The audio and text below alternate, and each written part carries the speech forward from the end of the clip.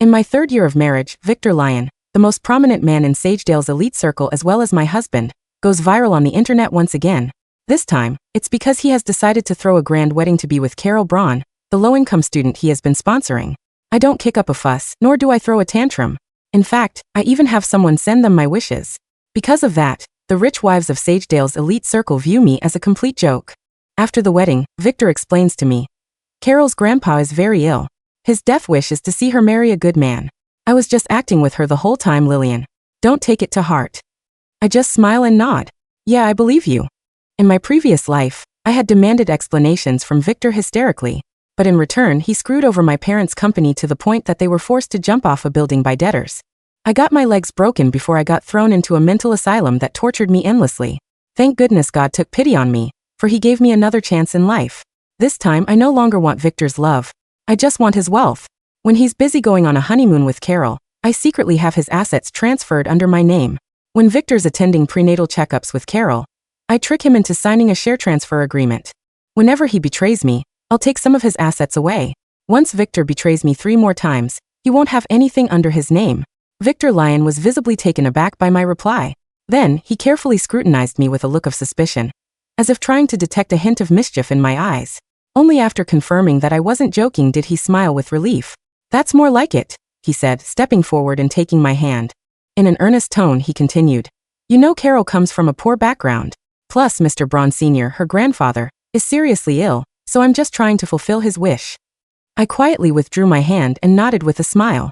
In my previous life, because I failed to understand his good intentions, I caused a huge scene at the wedding. To get back at me for Carol Braun, Victor did everything he could to ruin my father, Terrence Holcomb's company. He even hired a bunch of thugs to drive Dad to jump to his death. I tried to report it to the police, but on the way to the station he caught me and brutally broke both my legs. Then he admitted me into a mental hospital. Every day, the nurses forced me to take large amounts of hallucinogenic drugs. Whenever I failed to comply, I was electrocuted, beaten, and gang-raped in turns. Carol would occasionally visit me. Snuggled in Victor's arms, she would mock my misery without restraint. It wasn't until 3 years later, on a cold winter night, that I finally died from the torment. Thus, when I opened my eyes and confirmed that I had been reborn, the first thing I did was quickly transfer all my assets. Love was overrated. It would never be as dependable as money. Only what I held in my own hands truly belonged to me. Without prompting, Victor said, Come to think of it, today's our 3rd anniversary. I promise you that no one will disturb us this time. I nodded and said softly, Whatever you say. Since I was being so understanding, Victor was naturally in a great mood. He even began making elaborate preparations in earnest, booking the best table at a restaurant and arranging a fireworks show. Watching his back, I suddenly felt a bit dazed. For a moment, I almost thought that the man who had promised to protect me forever 3 years ago had returned. But soon, reason prevailed. I turned on my laptop and got to work. In just 15 minutes, I received the confirmation. All the properties under Victor's name had been transferred to my overseas accounts. Those properties alone were worth several $100 million. After finishing all that, I picked up the long cold coffee from the table and drank it in one go. The coffee was bitter, but it made me feel immensely satisfied. As dusk fell, Victor and I arrived at the top floor of the rotating garden restaurant in the city center. Sitting by the window, I could take in the entire city's night view with just a slight turn of my head. I had to admit that he'd really put some thought into this. After we were seated, he said to me mysteriously, This is just the beginning. I've also prepared a special surprise for you. I took a sip of red wine. Before I could respond, the phone in his pocket rang. It wasn't the usual serious, plain ringtone, but rather a playful, girlish one. His expression changed instantly. Without a second thought, he answered it. On the other end of the line, Carol's tearful voice came through. Victor, my grandfather's condition suddenly took a turn for the worse. I'm so scared. What should I do? Can you come and keep me company? Victor froze. Instinctively, he looked up to gauge my reaction. I set down my wine glass without a word and just looked back at him calmly. After a brief silence, he made up his mind. Carol, don't be afraid. I'm coming over right now. He had made his choice. After hanging up, he put on an apologetic and troubled expression. Lilian, you heard what happened with Carol. Go ahead, I interrupted, cutting off his explanation. After all, it's a matter of life and death. It's only natural that a young woman like her can't handle it alone. Victor was stunned. He'd probably braced himself for me to pick a fight with him. Heck, maybe he'd even rehearsed the lecture he would give me about being understanding. The only thing he hadn't expected was for me to be so calm, without showing the slightest ripple of emotion. After a few seconds of hesitation, he still didn't think much of it. He leaned down and gave me a peck on the cheek. I knew you were the most reasonable person in the world. If you get hungry later, go ahead and order something. I've prepared a surprise for you. Don't forget to watch it. After you've eaten, just let me know, and I'll have the driver take you home. With that, he grabbed his coat and hurried off without looking back. I picked up the napkin from the table and scrubbed the spot where he'd just kissed me. Ugh, disgusting. As for the fine food and the night view, they were innocent. I saw no reason to let them go to waste. At 9 p.m., a thunderous boom exploded in the air, and a riot of colors spread across half the sky. I knew this was the surprise Victor had prepared for me. But then, as the fireworks burst apart, the words they formed in the midair read, "Carol, I will spoil you for a lifetime." The giant letters shimmered in dazzling colors across the night sky. I had to admit, Victor had put a lot of thought into this. These fireworks must have cost at least $100,000. What a lavish spender he was. Beside me, Victor's assistant, Gary Roth, turned pale. He secretly observed my reaction, afraid I might flip the table at any moment. But I just rested my chin on my hands and quietly admired the fireworks outside the window. How beautiful. I remembered back when we first got together, Victor had prepared a fireworks show for me too. From the production of the fireworks to their final launch, he had personally overseen every step. What a pity though, that just like the fireworks before me now, the person he used to be had vanished into the night sky after a brief, brilliant display. I thought I'd feel sad. But strangely, I was exceptionally calm at this moment. Or rather, the only emotion I felt was relief. Relief that I'd been given the chance to do it all over again. My phone buzzed at an inopportune moment. It was a message from Victor. "Lilian, Carol is overcome with grief right now, so I had them temporarily change the fireworks display just to cheer her up. You understand, don't you?" I let out a disdainful laugh and shook my head. I couldn't even be bothered to reply. After all, I took out my phone and got down to work again. Soon, the balance in my bank account skyrocketed. Victor, busy at the hospital caring for the innocent and fragile Carol, knew nothing about any of this. To cheer her up, he even spent a fortune hiring a bunch of celebrities and performers to sing and dance at the hospital, all under the guise of a charity event. For an entire week, Victor hardly came home at all. We became strangers who occasionally ran into each other in our enormous villa. Unlike my previous life, I didn't confront him. Instead, I offered polite pleasantries and never so much as mentioned Carol's name. But the more low-key I acted, the more cocky Carol became. These past few days, I saw her Instagram updates almost every single day. Every post was accompanied by photos of Victor bustling about, taking care of her. And I liked and commented on every single one of them with concern or with blessings. Everyone in our social circle were all very surprised. They all praised Victor for his skill in managing me and for being able to turn a woman so full of thorns into someone so docile. Naturally, Victor was quite pleased with himself as well. But beneath his smugness, there was also a hint of something strange in the way he looked at me. Perhaps I was too well behaved, so much so that I no longer resembled my former self, who used to love and hate with such clarity. He reassured himself that this must be the power of true love, believing I was being forbearing because I loved him so deeply. And perhaps it was precisely because of my forbearance that he felt even more justified in his actions. We spent 2 peaceful weeks together. Until one morning, Victor woke me from my sleep. "Lilian, get up and wash up. Carol says she needs your help with something." As surprised as I was, I didn't ask any questions. After a quick tidy-up, I went out with him. When we arrived, I spotted Carol wearing a wedding dress right away. That wedding dress was all too familiar to me, for it was the very dress that Victor had specially commissioned from a top Italodor designer for our wedding. There was only one of its kind in the whole world. But now, it no longer belonged to me. Our eyes met. Carol lowered her head and revealed a shy smile. Then, she lifted her gown and gracefully made her way to Victor's side. "Lilian, Victor said that you completely understand our situation and are willing to help us put on this act for the sake of appearances. Don't worry, there's nothing going on between him and me. We're just doing this to fulfill my grandfather's dying wish." She paused, biting her lip sadly. She looked so fragile and pitiful. "After all, you've always been the one Victor loved the most." Victor suddenly tightened his grip on my hand, a flicker of pain flashing across his face. What a wonderful performance from a pair of star-crossed lovers. I couldn't help but feel speechless. Were these two treating me like part of their little drama? Just as I was about to turn and leave, Carol suddenly grabbed my hand. "Lilian, this is your wedding dress. So, even though I'm the one wearing it now, I still want to ask for your permission. Would you be willing to give this dress to me?" I caught the sly glint in Carol's eyes and instantly understood what she really meant. This wasn't about giving up a wedding dress. No, it was about giving up the position of Mrs. Lyon. Before I could respond, Victor chimed in. "Of course she'd be willing. That dress has just been collecting dust at home anyway. Besides, who knows if she could even fit into it now." Lending it to you is practically doing a good deed. You'll be happy about it too, won't you, Lilian? He looked at me, full of certainty. I let out a soft laugh. Then I stepped forward and helped adjust the strap on Carol's shoulder. Of course I don't mind. After all, it is Mr. Braun Sr.'s dying wish. By the way, the wedding is set for next Monday, right? Don't worry, I'll definitely be there on time. I'll even give you a big wedding gift. Besides, watching your own husband marry another woman isn't exactly a common experience. Carol's smile froze on her face. She clearly hadn't expected me to be so nonchalant. Ignoring her shock, I gently tugged at the strap I was holding and said with a smile, "But Carol, you haven't been eating well lately, have you? Look, there's such a big empty gap at your chest. Your pasties are showing." Carol's expression stiffened. Instinctively, she raised her hand to pull the front of her dress higher. I immediately grabbed her hand. "Let me help you with that." Since the man who gave me this wedding dress had long since had a change of heart, there was no longer any reason for this dress to exist. I gave it a hard yank.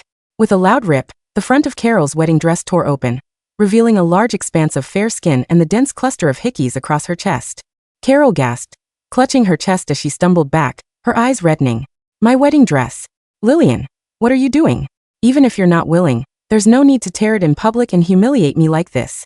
Fine, I'll just give it back to you if it's such a big deal to you." Victor was furious. He rushed over and shoved me hard to the ground, then stood protectively in front of Carol. "Lilian Holcomb, have you lost your mind? Why are you picking on Carol? It's just a stupid wedding dress. It would have gone to waste sitting at home anyway. What's the harm in letting Carol wear it? How can you be so vicious?" The more he spoke, the angrier he became. In the end, he once again used my family as leverage. "Since you're being so unreasonable, I don't see any need to continue the collaboration on the family company's project. Go think about what you've done. I'm taking Carol to the hospital now. If she ends up upset about this, you're dead." With that, he scooped up the aggrieved Carol in his arms and turned to leave. Carol looked up at me and flashed a provocative, triumphant smile. However, I didn't care in the slightest, nor was I the least bit bothered by Victor's threats. After all, whether the collaboration continued was no longer his decision to make. Besides, he didn't even have the funds to back up that project anymore. I took out my phone and called my lawyer, Austin Clay. "Mr. Clay, you can execute that agreement now." "Very well, Ms. Holcomb." I lowered my phone and slowly let out a breath. With that, all of Victor's assets were completely wiped clean, and the power to call the shots had firmly fallen into my hands. For the next few days, Victor didn't come home. Gary, his assistant, returned, once to pack a few changes of clothes, looking at me with a mixture of pity and disdain. He probably thought I was a pathetic woman clinging to a dead marriage, too cowardly to file for divorce even after being publicly humiliated.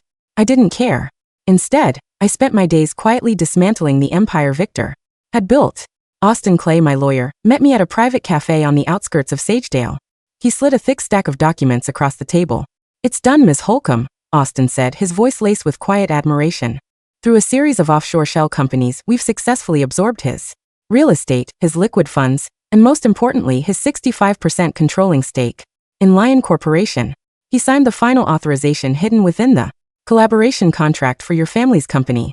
Legally speaking, Victor Lyon is now penniless." I flipped through the pages, tracing the crisp black ink that represented my salvation. "And the company's debt?" Austin smiled a predatory smile.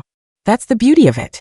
We siphon the assets, but left the corporate liabilities strictly under his personal guarantor name. He just took out a massive line of credit to fund this charity wedding. When the bank tries to collect, they'll find nothing but a hollow shell." "Excellent," I murmured, taking a sip of my tea. My phone vibrated. It was Victor. I let it ring 3 times before picking up. "Hello. Lilian," Victor's voice came through, sounding irritated.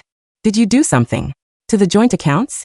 I just tried to pay the florists for the wedding venue, and the card was declined.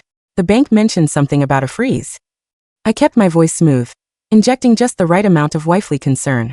"Oh, Victor, I meant to tell you, because you've been wiring so much money to Carol's hospital and making huge deposits for the wedding, the bank flagged it as suspicious activity. They temporarily locked it pending a fraud investigation." "Damn it," he muttered. "I don't have time for this. Carol's grandfather is being moved to palliative care, and the wedding is in 3 days. I need cash now. Why don't you use your corporate credit lines for now?" I suggested softly. "You are the CEO after all. The finance department won't dare stop you." "Right. Good idea," he said, his tone softening slightly. "Look, Lilian, about the dress. I overreacted. But you have to understand the pressure I'm under. I'll make it up to you after the wedding, I promise." "I know you will," I smiled into the receiver. I'm looking forward to it. When I hung up, Austin was raising an eyebrow at me. He really has no idea? Arrogance makes people blind, I replied, standing up. Now if you'll excuse me, I need to go dress shopping. I have a wedding to attend. The grand wedding of Sagedale's most prominent CEO and his destitute Cinderella was the talk of the town. Victor had spared no expense. He had rented out the entirety of the Crystal Conservatory, a breathtaking glass dome, filled with exotic blooming flora. When I arrived, the murmurs swept through the crowd like a contagious fever. Sagedale's elite, the very women who had snickered behind their fans at my expense, openly stared.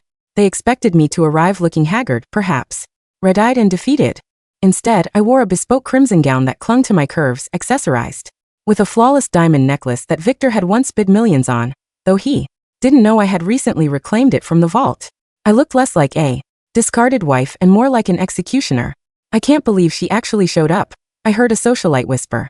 Have you? No shame. I merely smiled, taking a seat in the front row reserved for family. The string quartet began to play. Victor stood at the altar, looking handsome in a tailored white tuxedo. He exuded power and success. When he caught my eye, he gave a curt, approving nod. He thought my presence here validated his twisted morality. He thought I was here to submit. Then came Carol. She walked down the aisle in a backup gown, a beautiful piece though clearly lacking the custom elegance of the one I had destroyed. She clutched a bouquet of white roses, playing the role of the tearful, pure-hearted bride to perfection. When she reached the altar, Victor took her hands, staring into her eyes with a devotion that once would have shattered my heart. Today, it only made me want to laugh. The priest began his sermon, droning on about love, sacrifice, and duty. Finally, he reached the pivotal moment. If anyone here knows any reason why these two should not be joined in holy matrimony, speak now or forever hold your peace. The room was dead silent. Everyone's eyes subtly darted toward me. Victor even threw me a warning glare, a silent command to stay put. I stood up. The scraping of my chair echoed like a gunshot in the glass dome. I have a reason, I said, my voice clear and carrying effortlessly across the silent room. Victor's face darkened. Lilian, sit down. We discussed this. Carol shrank behind Victor, trembling. Lilian, please. We told you this is just for my grandfather. Yes.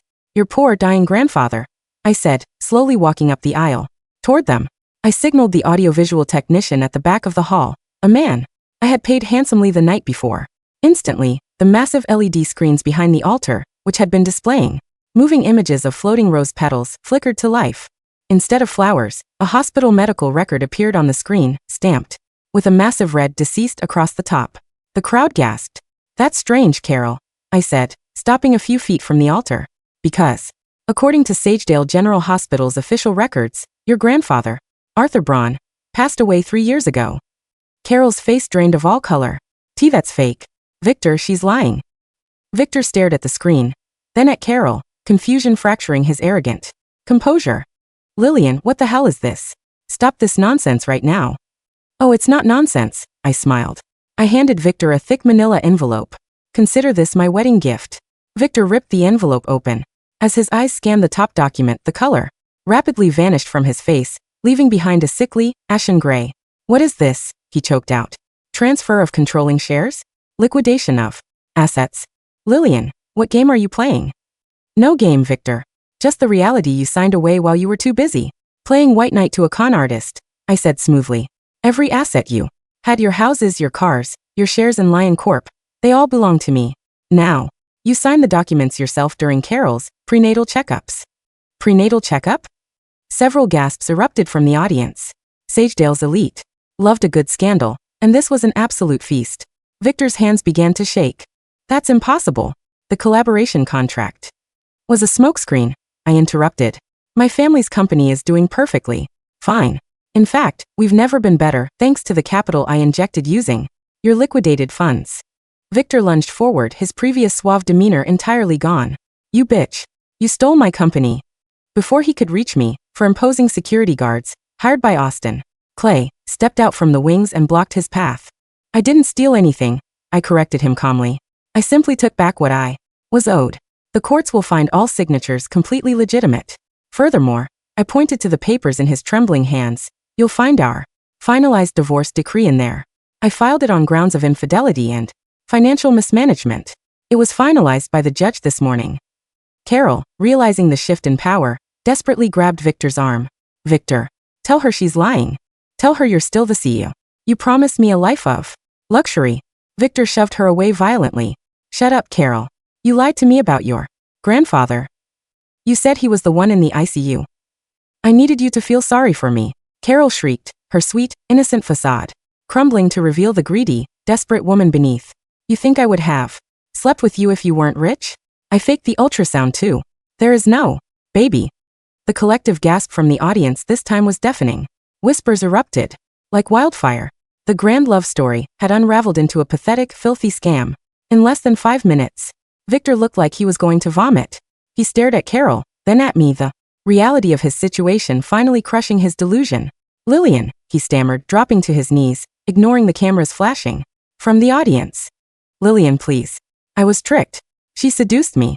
I didn't mean any of it. You're the one I love. Please, you can't do this to me. I have nothing. I looked down at him, feeling absolutely nothing. In my previous life I had begged him just like this. I had screamed, I had cried, and in return he had my legs shattered. You're right, Victor. You have absolutely nothing, I whispered, leaning in so only he could hear. But it gets worse. Right on cue, the heavy oak doors of the conservatory swung open. Austin Clay marched in, followed by 4 uniformed police officers and a stern-looking man in a suit. Victor Lyon, the man in the suit announced, flashing a badge. I'm with the Sagedale Financial Crimes Unit. We have a warrant for your arrest regarding massive corporate embezzlement, tax fraud, and the unauthorized use of company credit lines. Victor scrambled backward, his eyes wide with sheer terror. No, I'm the CEO. I authorized the spending.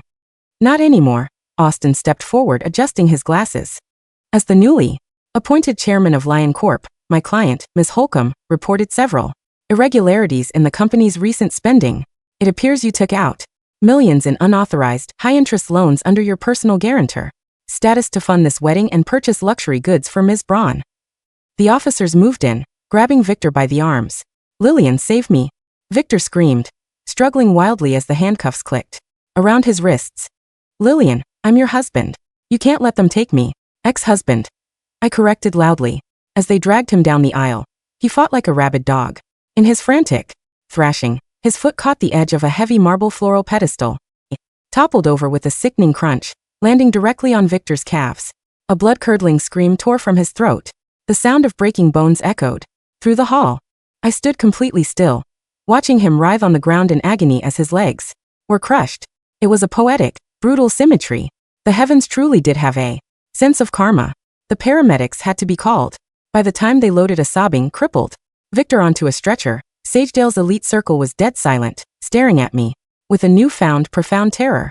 Carol tried to sneak away in the chaos, holding her cheap backup dress up to her knees. Leaving so soon, Carol? I called out. She froze, turning to me with a face streaked with mascara and tears. You ruined everything. You have all the money now, just let me go. Oh, I'll let you go, I smiled, stepping closer to her.